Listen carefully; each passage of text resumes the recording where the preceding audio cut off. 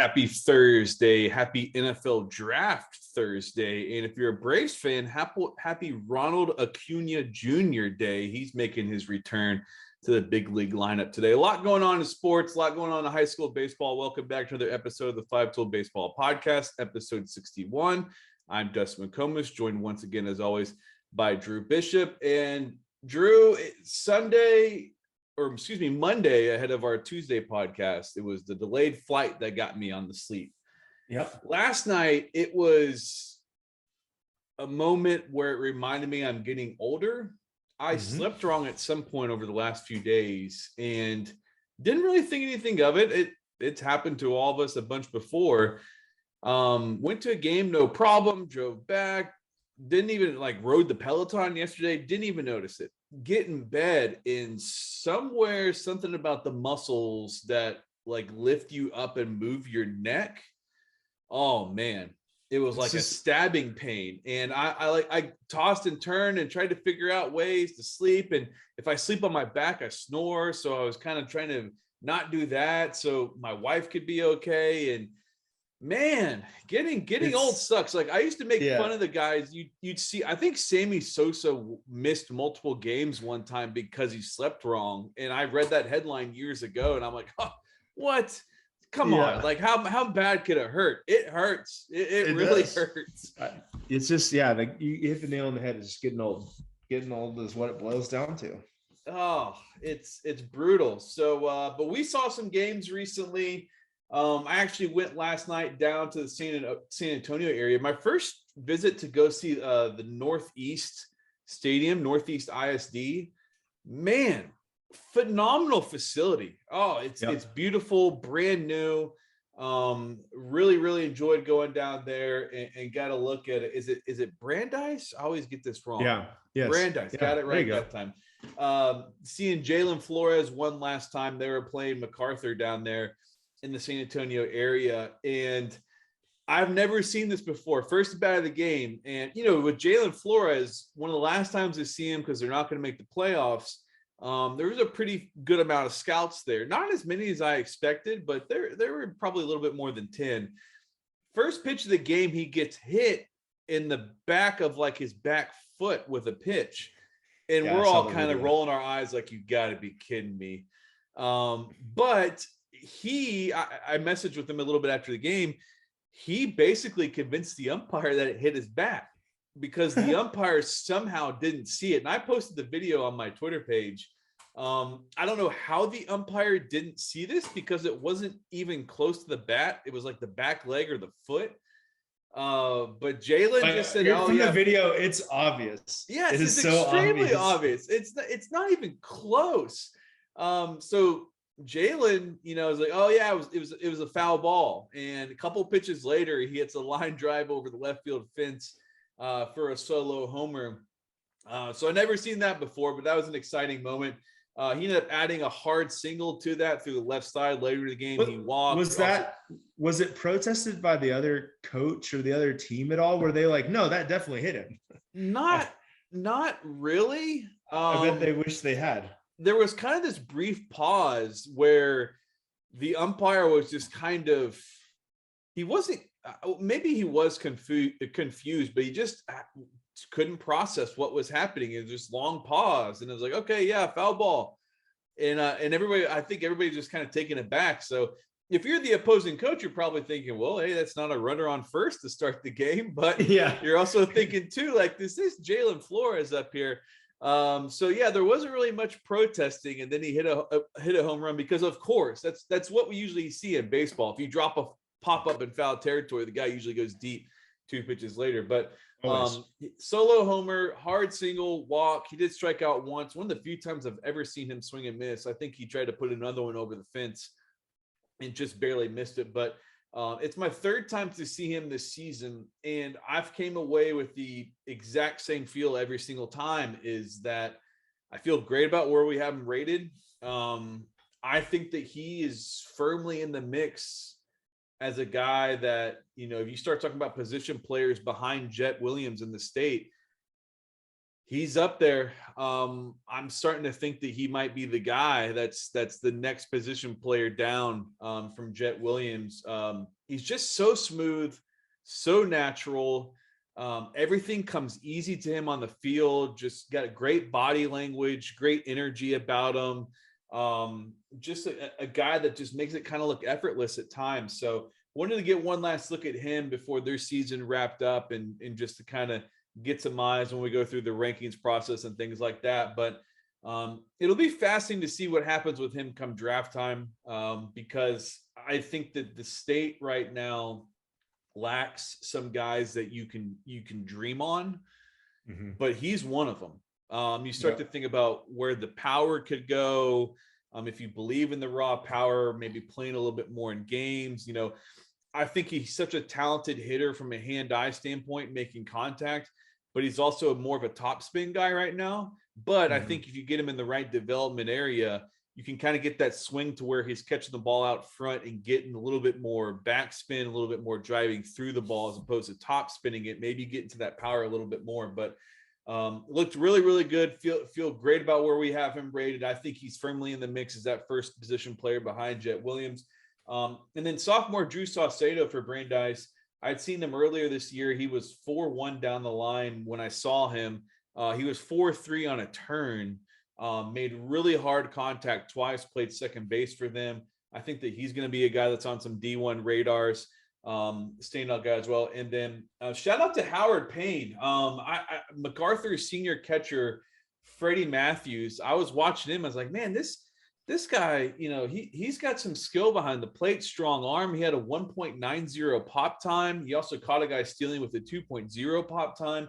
I'm thinking, man, did somebody grab this guy? And shout out to Howard Payne for locking him up, because I think he's got a chance to develop into a solid catcher at the next level. Kind of got the ingredients there to, as the game reps improve and things like that, become a better player behind there. But really wanted to go down and get one more final look at Jalin Flores. So when it comes ranking times, I've got kind of a fresh look at him, and he's just so consistent. I watch him and I think, you know what? I bet he's that guy every single game. Makes all the plays on defense, makes it look effortless. The bat stands out a couple at bats. He gets on base. And as we know, he's ran a little bit better this year as well. So really impressed with him. Yeah, well, kind of segue into one of the games that I saw, or the game that I saw, with who have, we have Jalin rated 4th in our 5-tool 55. I got to see the number 4 guy in the 23-55, TJ Pompey. And, when we did the rankings, we viewed him as a shortstop and as an offensive guy. And, I'm not so he pitched on Tuesday, and like we've talked about before since then, I mean, this was my second time to see him this spring, but I'll tell you what, like, man, there's a lot there on the mound too. As a shortstop, they kind of remind me of each other, just tall shortstops that, are just very fluid and make it look pretty easy. Low heartbeat guys, everything looks easy, and there's just such a calming demeanor between both of them. TJ didn't look affected no matter what was going on. If you watched him without watching the result of the play, like, you would be hard pressed to figure out if he had just given up a home run or struck out the side. And he just, he uses that to his advantage. He just pounded the zone with fastballs all night long to both sides of the plate. I bet you he threw more than 85 or 90% fastballs on the night. And, wow. Like we talk about, if you have a good arm and a good fastball like that, just make them beat you before you start having to throw other stuff. And I talked to Coach Howard from Coppell and said, was I missing something? Like, I mean, it looked like he was throwing like hardly anything but fastballs. He said, yeah, I mean, we just keep it simple with him. And, and until they prove that we need to throw something else, there's no reason to. He did flash a couple plus sliders though. He has a good catcher with Bradley Castile, but it's a pitch that's tough to handle just because it's so nasty. And he led off for Coppell, walked a couple times. I was impressed with Flower Mound starter Cole Carter also. I think he's been more of a bullpen guy for them this year, but he's a TCU commit in the 22 class, but big arm, 92 or 90-92 with a good breaking ball. I could see him being a big time arm out of the pen for TCU, but he's very competitive. His tempo, just the way he worked, not really high effort, but I mean, there's some effort. I mean, everyone's going to look like they have effort after watching TJ, but there's some effort in there, but just the way he pitches, he just kind of stands out to me as being a potential reliever. But just really exciting arm. TCU's getting another one in that class that's going to have a chance to pitch pretty early, I think. On the Flower Mound side, good shortstop senior going to Frank Phillips, Chris Kelly, Texas Tech commit Aiden Cooney, who, in the box score didn't have a great game at the plate, but you can just tell the way he carries himself that he's the leader of that team. And I've heard nothing but good things from the coaching staff there on Aiden. You can tell just the way he carries himself. He's a professional, just seems like a great kid. And he actually won some sort of academic award before the game too, but he's playing second base right now because he's battling through the thoracic outlet stuff that I think he's going to have surgery for at the end of the season. But by all accounts, he's a very versatile player. He plays outfield, shortstop, second base, just a good baseball player and has a really good swing. I like the way he approaches his at bats. And like I said, he didn't have a great game in the box score, but you can just tell a guy like him is a good player and knows what they're doing. Another guy that I really liked for Flower Mound was sophomore Austin Wallace's brother, Garrett. Coach Wallace, his son, played left field.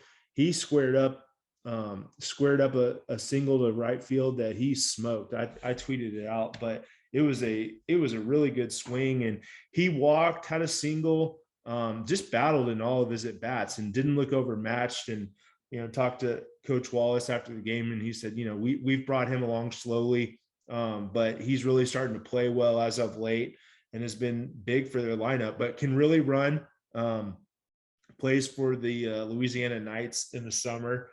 So that's who he'll be with, but he can really hit really run. So he's going to be a definite D1 guy for me. But enjoyed watching him play. Good to see Coach Wallace. His son Austin was at Texas when I was, so great family, really successful coach, great program. Obviously you can just tell by the way they do things. Moving back over to the Coppell side, they have a good team. They're gonna, right now I think they're tied with Flower Mound Marcus. Both teams are 12-1 in district. So there's a chance they can win the district Friday. But led by TJ Pompey, Walker Polk, Landry Fee, Tanner Sever, guys like that. And Andrew Schultz was 3 for 3 with 3 RBIs. Had a opposite field double down the line off Cole Carter in his first at bat, another RBI single his second at bat. And then, just one of those nights when things are going right, he flared a ball just right in between several fielders for his third hit.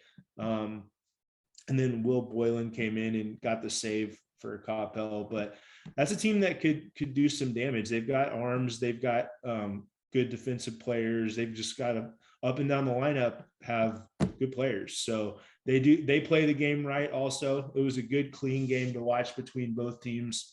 You can tell both teams are well coached, and there wasn't a whole lot of extracurricular, which I always like. It was an intense competitive game, and you got to see some really good baseball and some teams that are going to have a chance because they have they have those ingredients like we talk about. They have good they're good up the middle and they're good on the mound, and that they both have multiple pitchers that can carry them through a 3-game series, and it's going to be exciting to see what both teams do.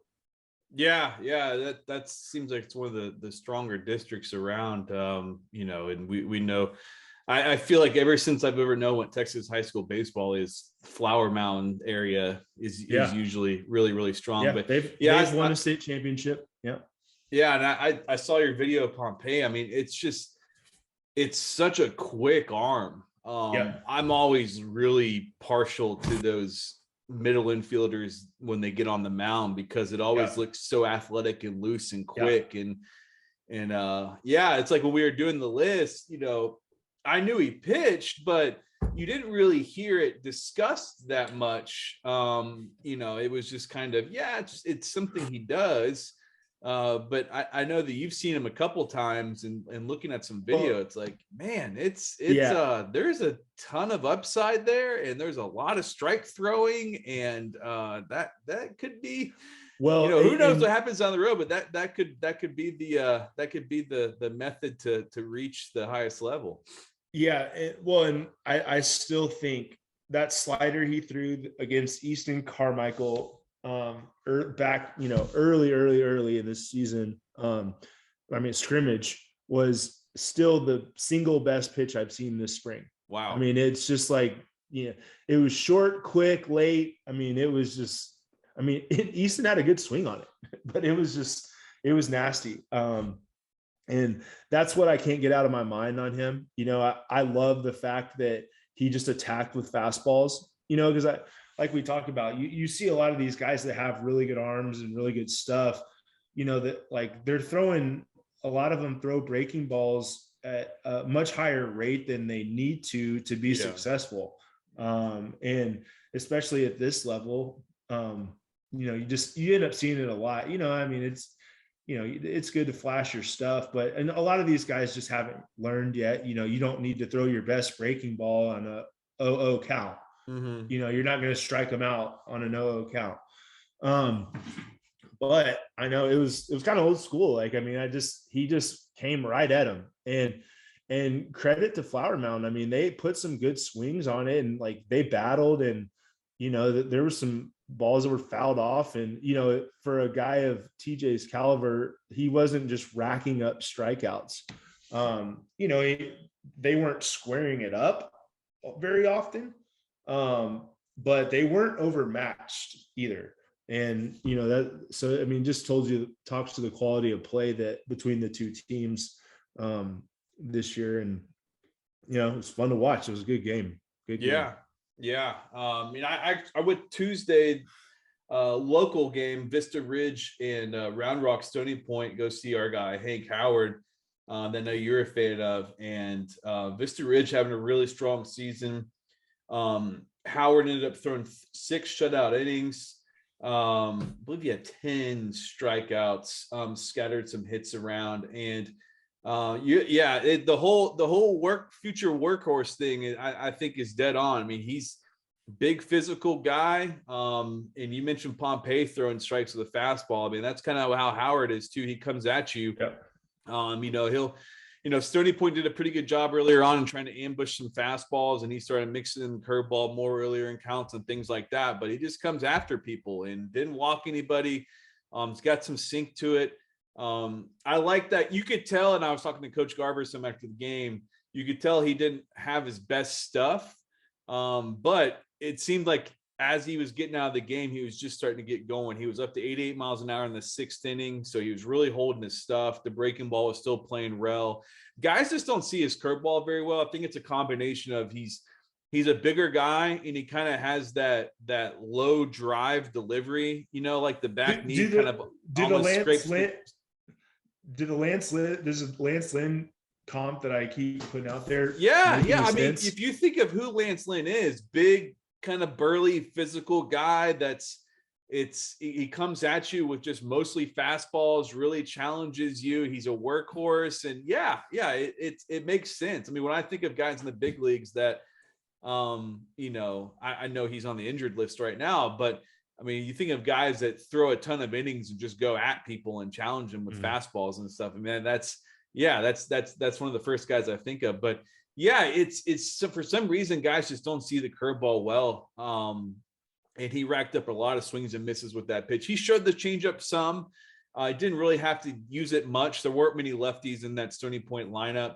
It was around 78 miles an hour. Threw it for a strike once. I think it's something to where over time he'll probably work on it more and it'll be a usable pitch, but really the fastball curveball will be the calling card. But Yeah, I mean, he's put up huge numbers all year, and you can see why. And Vista Ridge is going to be a playoff team, and that was a really, really tough district. I just know that Coach Garver over there just was singing his praises about the kind of guy Hank Howard is and the competitor and things like that. He's going to be a D1 guy. I think there are two guys in this area down here that kind of similar profiles, although Hank Howard's a bigger, more physical guy than OJ Gonzalez is. But OJ Gonzalez at Lake Travis, another guy that's, mid to upper 80s, can sink it a little bit, comes at guys with a breaking ball that he can manipulate and just throws strikes. And it's unsurprisingly, those guys have put up huge numbers, a lot of zeros all season long. So Hank Howard, definitely a guy to follow closely. I think D1s are definitely going to keep tabs on him.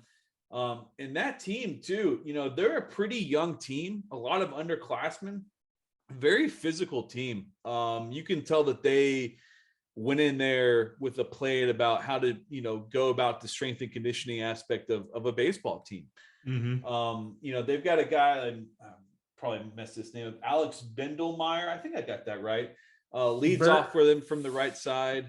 Bendelmeyer. You're leaving out the R. Okay, yeah, I forgot to write an R down in there, but I know he's kind of been dealing with the shoulder issue that's prevented him from playing defense because he's a standout football player as well. But he looks like a guy at the top of the lineup that's going to be on some D1 radars. Jake Wagner, the catcher, committed to Seattle University. He's a junior. I can see why Seattle jumped on that one.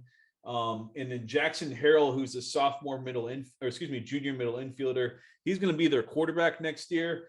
Good looking kid, tall, athletic, kind of physical already, good movements defensively, took some really good swings from the right-hand side. And then I had to do a double take when, coach kind of gave me the lineup and kind of was going down the list of this guy's this class, this guy's this class, and got down to the bottom and there was a freshman. I'm thinking, okay. But freshman starting shortstop Ethan Sanders, he's got a chance. He's got a chance to be a really, really big time player. Took some of the best swings that I saw from the right side all game. Athletic actions defensively. I think he's got a chance to stick on the dirt up the middle. But I mean, it's a pretty loud statement that he's starting at shortstop as a freshman on that team because they've got a lot of really talented players. So that's a team that I think they can make some noise in the playoffs. I know Matthew Foley is another pitcher for them. I believe is going to Hill College. That throws a lot of strikes. But yeah, they can run a little bit. They're physical. They got some athleticism. And then when you have a guy like Hank Howard, which we know you get into the playoffs, and if you've got guys that can throw quality strikes and get you deep into games and kind of set the tone for you, you can ride those guys a little way. But on the Stony Point side, one of the few guys to take some good swings against Howard was junior Lawrence Laura. Hit the ball hard 3 separate times. A guy that I've kind of seen a little bit over the years. He's got a little bit more physical. The power starting to show a little bit more, an uncommitted junior, hitting in the middle of that Stony Point lineup. So he could be a guy that I think with a strong summer might grab the attention of some people. But yeah, Hank Howard was as you described. I mean, it just looks like a guy that in the future you could say, oh yeah, he threw a ton of innings for this college program. He threw over 100 innings again this season. I mean, he just has that kind of mentality, that kind of build, and that kind of makeup as well. So it was good going down to see Vista Ridge, and I think they've got a chance to potentially make some noise in the playoffs. Although they might get matched up with Westlake in the first round, which that would be a heck of a matchup because we know what Westlake can do at the bats. And seeing them against Hank Howard would be a good one. Yeah, for sure. Well, draft. Yeah, I've got my Steelers gear on. Where's your Cowboys gear? You're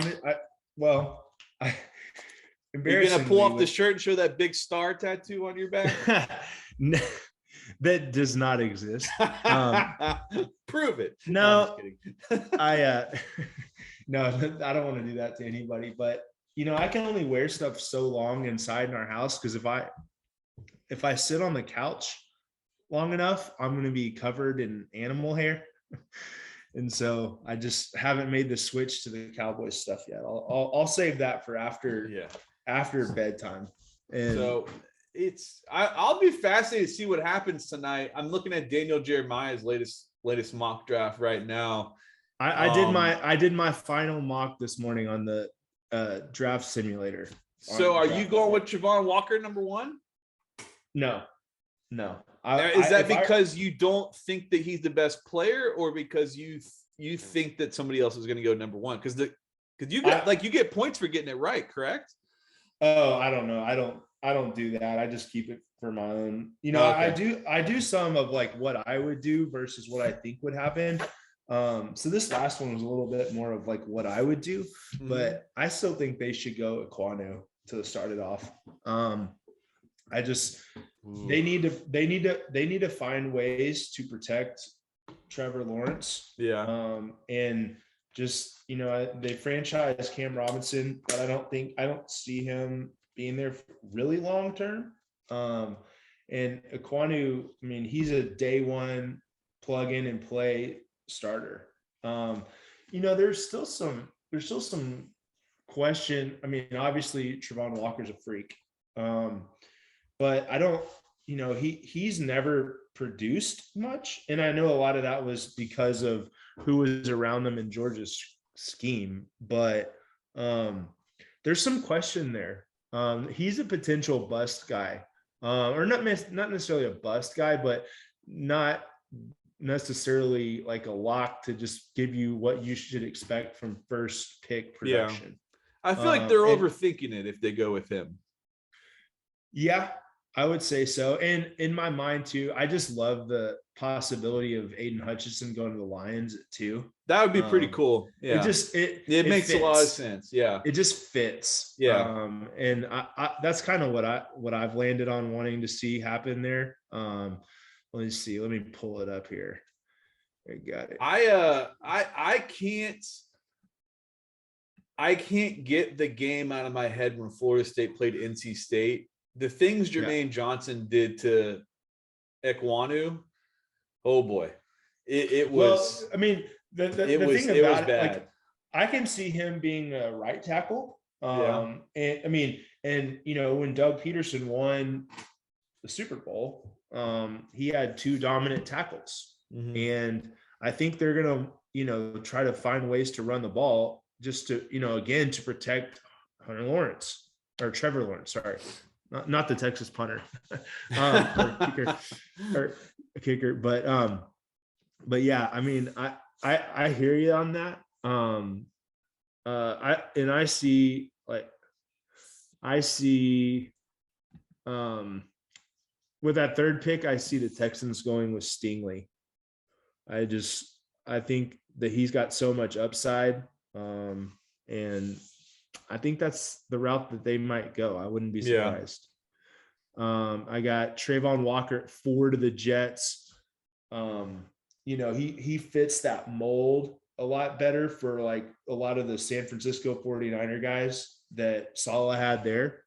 I just think that they would have a better plan for him than Jacksonville would. And I think Jacksonville has other needs too. Then I've got Evan Neal going to the Giants.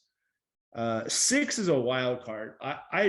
If they go Kenny Pickett, they all deserve to get fired. Because it's not going to matter who they have at quarterback if they don't figure out their offensive line. Yeah. And with Neal and Ekwonu off the board, I can see them going with Charles Cross. Mm-hmm. I have the Giants going back to Kayvon Thibodeau, which is, I mean, if you would have told somebody a couple months ago that they were getting Evan Neal and Kayvon Thibodeau in the first round. Wow. Like that's what a haul that would be. That's a haul. And then I've got the Falcons going with Jermaine Johnson at 8. I've got the Seahawks going Malik Willis at 9, and I've got Sauce Gardner at 10 to the Jets. I think Carolina might trade out of 6. I think they're trying to. Yeah. I mean, they don't have another pick until like 137 or something. Yeah. Crazy I think and they need so much. They need a ton. Yeah. And don't they have a new GM there as well? Fitterer. Yeah. I think it's his second draft. Though, okay.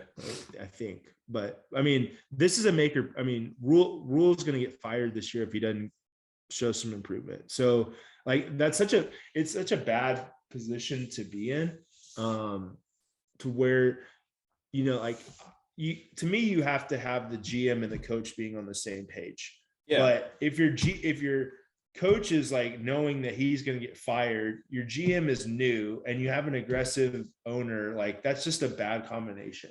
And you see it. I mean, that's why the Jaguars keeping Trent Baalke, like whoever, like you'll see who's running Jacksonville based on their pick, because it sounds like if Trent Baalke, if the Jacksonville Jaguars go Walker, then that means that Baalke's in control. If they go Ekwonu, that's who Doug Peterson wants, supposedly. But yeah, so moving down to some other picks that are kind of interesting to some people here. I guess we have some Houston listeners. So with 13, I have them taking Garrett Wilson. 20 Man, they'd have to you. be thrilled with that, I think. Yeah. If you get Derek Stingley and Garrett Wilson, I mean, you got some weapons then. Yeah. Then I gave your Steelers Zion Johnson, which pains me because that's who I want the Cowboys to get. But I just think that he fit. I have a hard time with them pulling the trigger on a quarterback, even though they're going to do it. I know. I mean, if they take Desmond Ridder, that's a good move. I would like that for them. And I would like it that hopefully that would allow Zion Johnson to be there for the Cowboys at 24.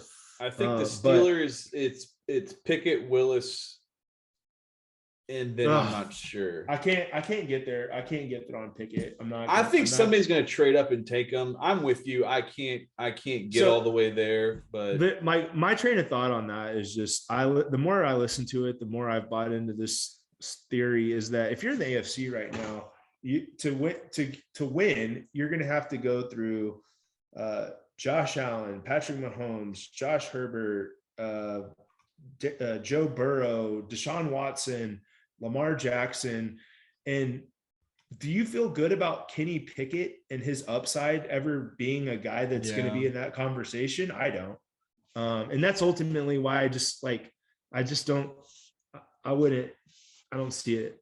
He's fine. I think he's probably the most ready guy out of the group, but it's limited upside. Yeah. And like, what do you, I listened to a good podcast. It's like, what are you doing if you have just a middling quarterback? Like you have no chance. But then the Cowboys, I went with A&M interior lineman Kenyon Green, since Zion was off the board. And then, yeah, those are the ones that our listeners might like. But yeah, it was interesting. It is interesting to see how like one pick can make dominoes fall in a completely different direction. At Carolina, it's going to be what happens with, and maybe even a little bit before him. Because I think what the Texans do is going to dictate quite a bit.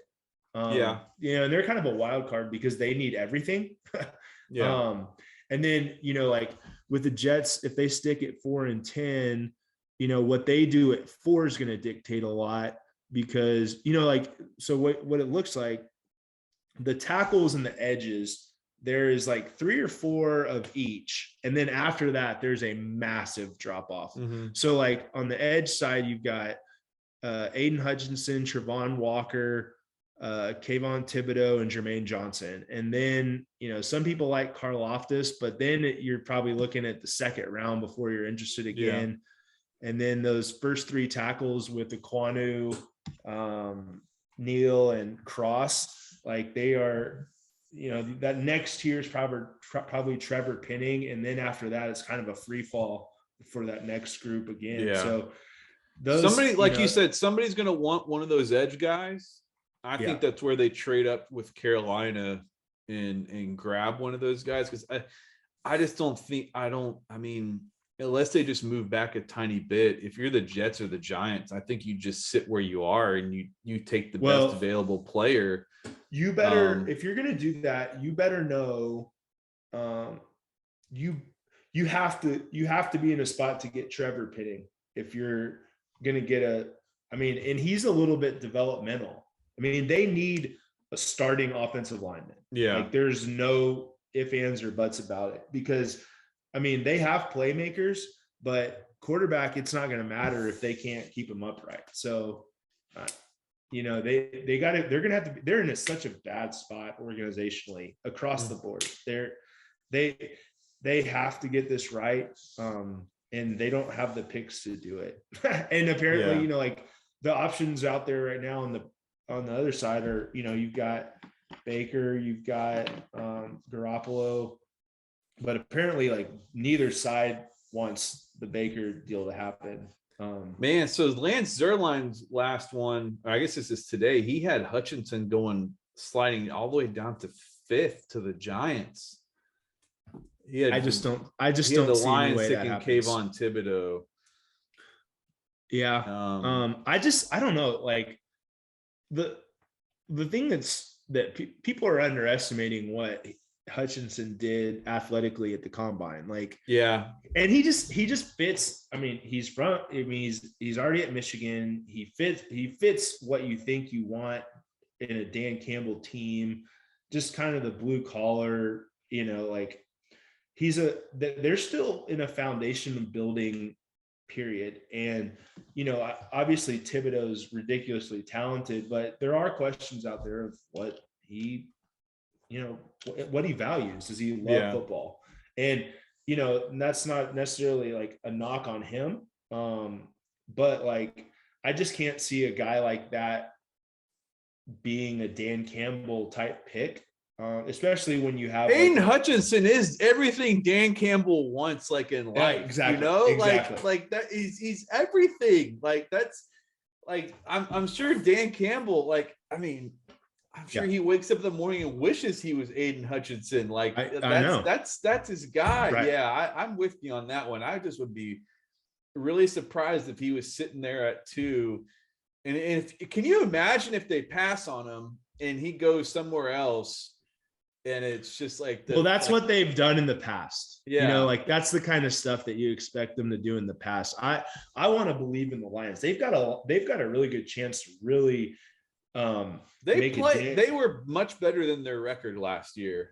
They've got strides as an organization. They've got 3 picks in the top 34. So they've got a chance to really, really do some damage in this draft if they do it right. And who is Dan? Like we got to win the trenches. We got to get the guys on both sides of the ball down there that can make some things happen. And I think I could see the Texans taking Thibodeau. I could see the Jets taking Thibodeau. Yes. But I don't know. So Zerline's really plugged into Houston, and he's got Houston taking Stingley. Yeah. Okay. So that makes sense. That's where I have them going to. But yeah. And then if you're sitting there at the Jets, you've got your pick of, any offensive lineman you want. Hutchinson, if Trayvon Walker wasn't there, I would probably see them taking Evan Neal. Because he's played guard and tackle. I'm just a big fan of those versatile tackles that can play guard and just having some flexibility on your line to do all kinds of stuff, because if you don't suit out everybody for a game, and if someone goes down and you're in trouble, that can just wreck your entire game plan. Yeah. I think Atlanta has to take an edge guy. They have to. They need everything, but like, where they pick in this draft, there's going to be one of those guys there. Maybe, I don't know. So there's been a lot of buzz of Jermaine Johnson like not being there at 8 the last couple of days. I could see it. He was. That'll be dictated what happens. Phenomenal. Yeah, he's a monster. The fact that he was on the Georgia defense the year before and couldn't play, like he was basically a rotation player. That's why he went to Florida State. It's wild that he was on that group. What do you think of? We've only got a couple minutes left here, but I've seen some stuff about Jordan Davis, and I can't tell if it's scouting fatigue, but there's some people that's like, you put on the tape and he doesn't really move guys around like he should. But then I see everybody mocking him to Baltimore, and I'm like, oh crap. As a Steelers fan, I don't like the idea of Baltimore zeroing in on a big body like that. He's going to be a guy that's going to be very, he's one of those guys that's only going to have a few teams interested. and it's all it takes, like we know. But he's a guy that could be, go as high as 14, I think, to Baltimore, or I could see him getting into the second round. Yeah, he could slide. He's one of those guys. It's tough. He's a tough one because he doesn't really have the production that a guy of his size and testing traits show. And he was a lot better this year, but they took him way down in snaps from like mid 30s to like 20. He was playing 25 snaps a game this year for Georgia. Yeah. And like, I don't think too many people are crazy the idea of like a guy that you take that high only being able to give you that kind of snap count. I mean, he's a tough one. Like, another team that I've heard him in the mix with was Los Angeles, the Chargers. But I think they'd be better off taking Devontae Wyatt if he's still there too. I mean, because that conference, that division is going to be like so pass heavy. Russell Wilson there now. I don't know. I could see it, but he's a guy that he has a big range of places that wouldn't surprise me if he went. Yeah. You'll like Zerline's mock because he's got Zion Johnson going to the Cowboys. I will do backflips if that happens. Yeah. So that's your guy. You're planting your flag for. I don't think he'll be there. I don't think he'll be there, but if he is, I can't imagine them passing up on him. My final Steelers prediction is I think they're going to take Malik Willis. I think that's who they're going to take. Oh, if he's there at 20, like, absolutely. Zerline's got them trading up a couple picks to get him. Not outrageous, but a couple. I don't think they'll have to. If you start looking at these teams ahead of them, Baltimore's taking one. Well, Yeah. I mean, there's a lot of teams that could take him, in my opinion. I mean, you could see Washington taking him. You could see Seattle taking him, Atlanta taking him, Carolina taking him. I wouldn't do that if I were Carolina, just because they have to win now if that's how they're going. But I mean, I don't know that the Saints wouldn't take him, to be honest. Chargers, no. I mean, there's a few teams, and I mean, there's some teams that could try to just get up in front of them.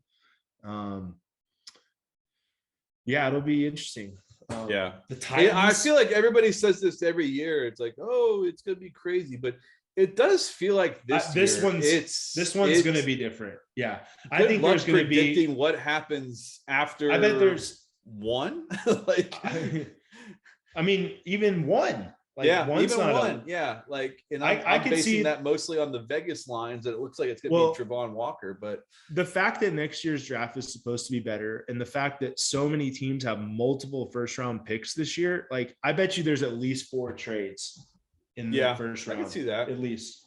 And because I have a friend that works with the Cardinals, and like, they don't, I mean, he's not going to tell me what they're actually thinking, but they don't know what to do, like, that's a weird spot for them. In all my mocks, that's a weird spot. I don't know, but anyways, enough draft thoughts. Your boy Bucky Brooks has Zion Johnson going to the Cowboys too. I need it. Well, that's your NFL draft fix from your local Texas high school baseball experts. Putting on our NFL draft expert hat. But there are things that always grab people's attention: rankings, lists, and mock drafts. Everybody loves a mock draft. Everybody loves talking about drafts, whatever it is. And I can't wait till the Major League Baseball draft rolls around. We're gonna have some great coverage of that when it happens. But I know everybody on here probably is an NFL person as well, so I'm sure you'll be tuning into the NFL draft. That begins tonight with a way too long first round, and then carries through over the weekend, because that's what the NFL is good at. It's grabbing the television hours and the eyeballs for extended periods of time. But We'll be out at games again on Friday. A lot of district races are going to be decided Friday. I'm hoping everything cooperates. I'll be able to hit 2 really good games down in the north part of the Houston area. If you haven't seen the great video that we got from the Clear Creek game on Tuesday with the guy stealing home to clinch a district title, I mean, it was incredible. Great job by our guy Nick down there getting that footage, and a really exciting moment in that game. And feels like there's one of those at every game everybody's at right now as well. So get the 5Tool on Twitter, 5tool.org. Check out all of our coverage, Instagram, Facebook, Twitter, even on TikTok. Follow us on Twitter at Dustin L. McComas, at Drew H. Bishop, and of course the podcast, Apple Podcasts, Podbean, and we've got a podcast tab on the 5Tool website, and we publish these on YouTube as well if you want to see us, if you want to see me proudly rocking my Steelers gear in anticipation of them probably selecting Malik Willis tonight. So that's it for us today. Until we talk to you next time, have a good weekend. Take care.